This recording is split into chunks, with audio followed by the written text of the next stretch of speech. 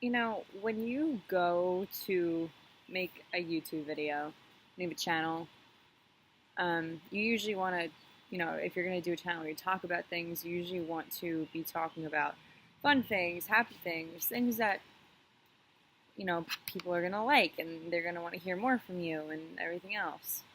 You don't really think that you're going to be making videos about really like dull and sullen topics. But I think it's necessary, especially when certain things are being brought into the light, into the media, into the mainstream. Certain things are important to talk about. If you look on my channel, by my last few videos, you'll see that I took Chris Cornell's death extremely, extremely hard. I made like a 25-minute video talking about how it affected me 4 weeks later. And honestly, I wasn't expecting anybody even to really watch it, but got an overwhelming amount of support from people who watched it. And it was really nice because it felt, it's like, it's good to know that you're not alone when you're feeling some way about something. And, having a bunch of people that you've never met before who don't have a biased opinion of you or anything else, and actually being able to have a conversation about them with them about something serious is it's reassuring. I didn't exactly find peace from the situation yet, but I think I've just come to accept it, that he's gone. I still can't understand why, but I still cry, I still get sad, but it's not, I had to move on from it because I think I was mentally torturing myself, constantly trying to piece everything together and figure it out and say, like, was he murdered? Did he actually commit suicide? Why could he do that? How did he do that? Depression. I was down the shore this past week for vacation, and there's a lot going on in the end of July. Chris's birthday was July 20th. July 21st was 30 Years of Appetite for Destruction, and that's my favorite album of all time. And I was hoping to be able to like talk about that and write some stuff about that, but so I'm sitting on the beach, July 20th, Thursday, kind of like already sad, it's like Chris's birthday. I posted a video on Instagram of him singing on the highway, and like this like selfie that I got with him up on the monitors the last time I saw them. And I was already kind of in a sullen mood because of it. Then I go on Facebook because I had written something that I sent into my editor to ask him if we could repost one of my Chris Cornell articles that I wrote in January before he died about why he's the king of grunge. So I go on Facebook, and what pops up is Alternative Nation. A singer of Linkin Park commits suicide.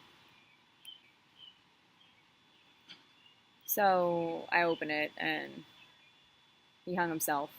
And like my stomach kind of just sank because I was just reading Stone Gossard's letter to Chris that he had written.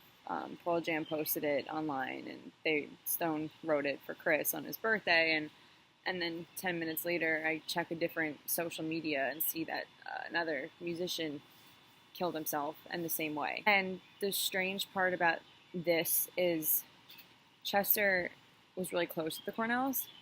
He was Chris Jr.'s godfather.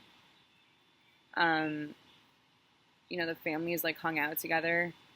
Chester sang Hallelujah at Chris's funeral. He wrote this thing and posted it on social media for Chris. And then he goes out the same way on his birthday. I don't know if there's some kind of connection here to it, but it doesn't seem like a coincidence that someone he claims, like opened his eyes to like the industry and talent and everything else hangs himself, and then he hangs himself 2 months later. And he had 6 kids. I never really was a fan of Linkin Park. I didn't not like them, but it just wasn't like a band I would choose to like really listen to. I like the song Numb, whatever. I guess I just haven't really listened to enough of their stuff. I don't want to jump on a bandwagon now and start drowning myself in Linkin Park because I never really was a fan, and I'll admit that. But I did see Chester sing for Stone Temple Pilots at a concert at a festival once, and that was pretty cool. And now they're both gone. A lot of my friends actually were like, "Damn!" Like, and one of my good friends has a ticket to go see them next week at their first show of the U.S. leg of their tour. And he's like, "I don't know what's gonna happen now," and I was like, now you know how I felt. I woke up, was leaving to Ohio to go see Soundgarden the next day at Rock on the Range, and Chris Cornell had just killed himself. We need to talk about depression. I'm not a big fan of the media and the way it controls what people are currently talking about and caring about. And I think that you should take the initiative to learn about these topics on your own.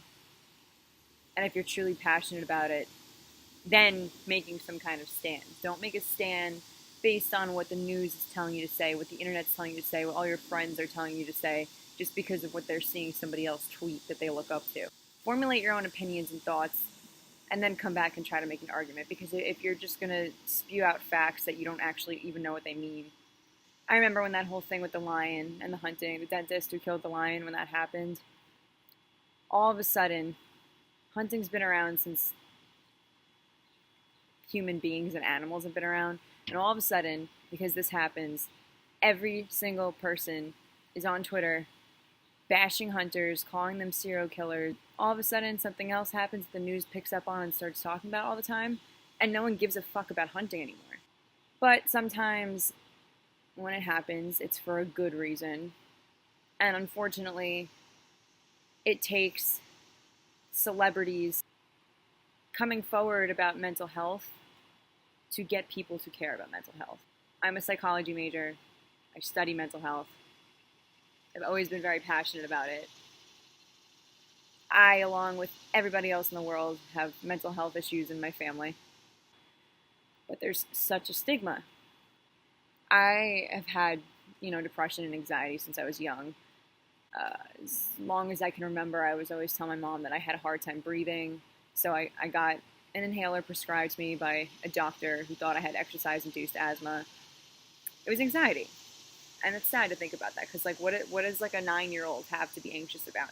Like there doesn't have to be something causing this. These illnesses are genetic, they're biological, they're serotonin deficiency. Like there's genes for these things, and or there's not, or it can be triggered. But people need to stop looking at people and saying like, your life is fantastic, like you have a lot of money, you have this, you have that. Like, why the fuck would you kill yourself?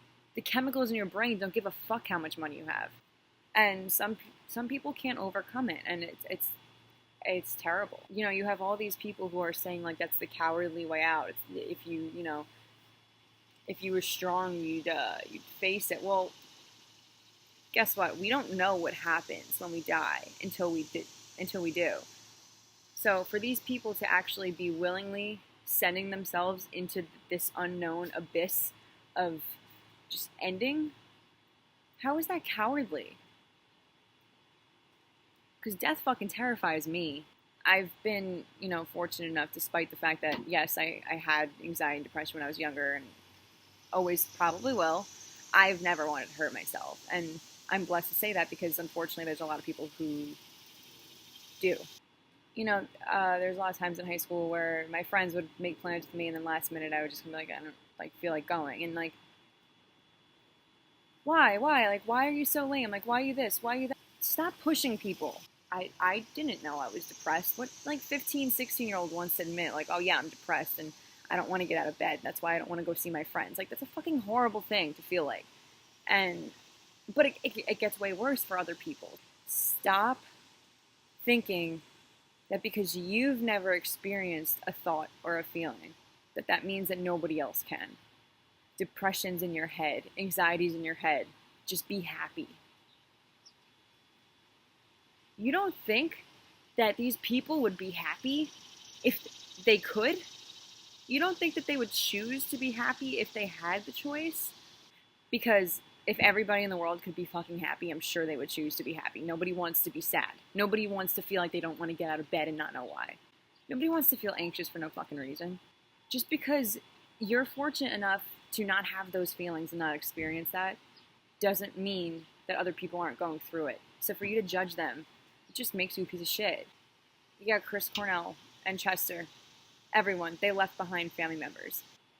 We don't know what they were feeling like inside. I mean, yeah, it does hurt everybody else, and you can make the argument that like you're ending your own suffering, and then you're inflicting it upon everybody that you love and that loves you.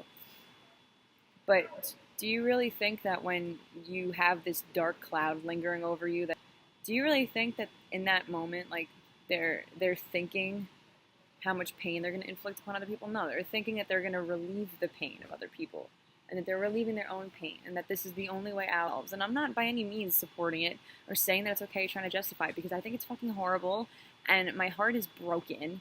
And no, I wasn't a big Linkin Park fan, but a lot of people were, and he has kids, and I just went through this with my favorite musician passing away, who was my voice of reason, who told me all the time that it's okay to feel sad, but that you gotta just keep going. So I'm empathizing with everybody else who is impacted by this loss. I don't think my friends understood why I was so upset, and it's just like, anyone dying is fucking horrible. You know, Robin Williams was a comedian. He made everybody laugh all the time. Like, how can you think that somebody who has such a good sense of humor and is so good at making everybody else feel happy and good inside, like, that they don't? I said this in my other video. Music is, to some people, it's something to listen to, something to dance to, sing to, like, have fun to. To other people, it's their... It's like a language, like a culture that communicates their deepest, darkest thoughts and feelings. Some people can't put their emotions into words, so they take solace in music because somebody else is able to express how they feel for them. And then you look and you say, holy shit, this artist knows how I feel, and they're able to put it into words that I cannot. Most people who are genius enough to write music are tortured souls. Like, there's a fine line between genius and insanity. It sucks that it takes people who are famous hurting themselves and bringing, mental illness to light to get everyone talking about it. But if that's what it takes, then I guess we need to try to make something good come out of it.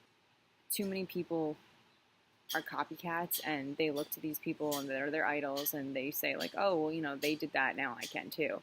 And we don't want that happening. We need to acknowledge that there's something wrong, and it's okay. Nobody makes it through this life unscathed. This stigma really needs to be ended. Chester, I hope you found Chris up there and you guys are together and